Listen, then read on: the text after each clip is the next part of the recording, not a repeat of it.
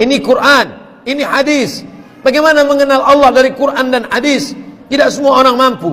Datang ulama menyusun sifat 20, wujud, qidam, baqa, mukhalafatul hawadits, qiyamuhu bi nafsihi, wahdaniyah, qudrat, iradat, ilmun, hayat, sama, basar, kalam. Ini peradaban, hasil cipta karya karsa pemikiran manusia ketika bersentuhan dengan Al-Quran. Jadi otak manusia ini kalau dipakai dia membaca Al-Quran, muncul tafsir. Dipakai dia membaca hadis, muncul ilmu istilah hadis. Dipakai dia membaca Quran, muncul ilmu akidah. Dipakai dia inna fi khalqis samawati, memikirkan tentang langit, muncul ilmu astronomi. Wal ardi, tentang bumi, muncul ilmu geologi. Geologi. Berpikir tentang asal keciptaan manusia dari nutfah, berubah menjadi alaqah, berubah menjadi mudghah, berubah menjadi izam, fakasawnal izama lahma, dari sperma menjadi darah, menjadi daging, menjadi tulang. Berpikir tentang ayat, muncul ilmu biologi. Dulu ilmu biologi itu disebut dengan ilmul hayat. Ilmu hayat, hayat artinya hidup. Jadi otak manusia dipakai berinteraksi dengan Al-Quran, melahirkan ilmu-ilmu yang luar biasa. Tapi banyak orang sekuler, dia menganggap ilmu yang berkaitan dengan agama itu yang masuk surga.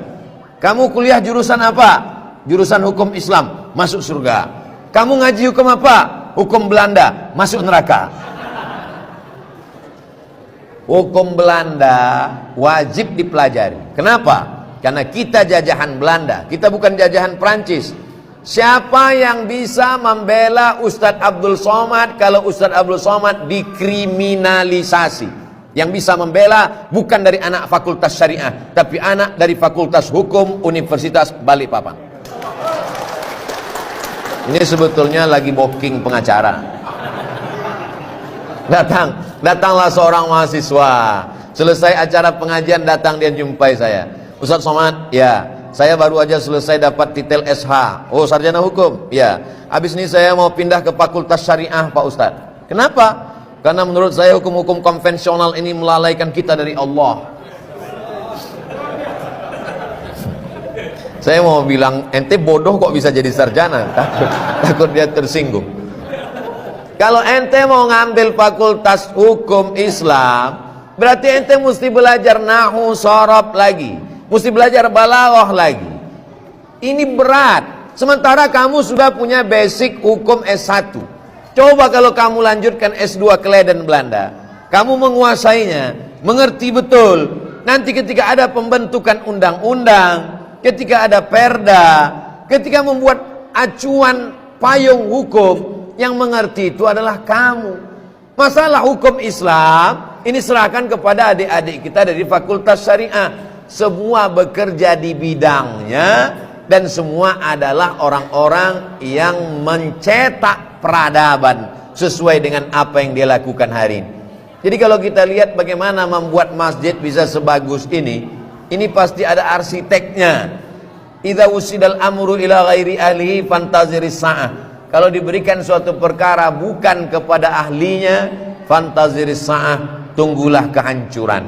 Apakah arsitek masuk neraka? Tergantung dia bangun apa. Dia bangun diskotik, dia bangun gambar untuk rumah perbuatan maksiat, maka dia berdosa. Tapi arsitek membangun istana megah untuk anak yatim, dia gambar rusunawa untuk santri tahfiz Quran, dia buatkan bangunan masjid sehingga semua orang datang berdecak kagum melihat.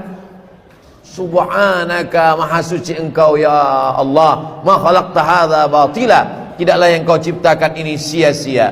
Rambut sama hitam, isinya macam-macam. Rambut adik-adik mahasiswa sama hitam, kecuali beberapa yang sudah meninggalkan dunia hitam.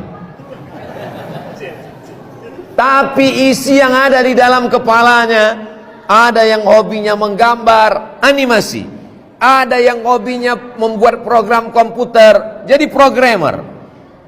Seorang ahli hadis, anaknya tidak sekolah agama, kuliah S3 di Amerika, mengambil jurusan programmer komputer.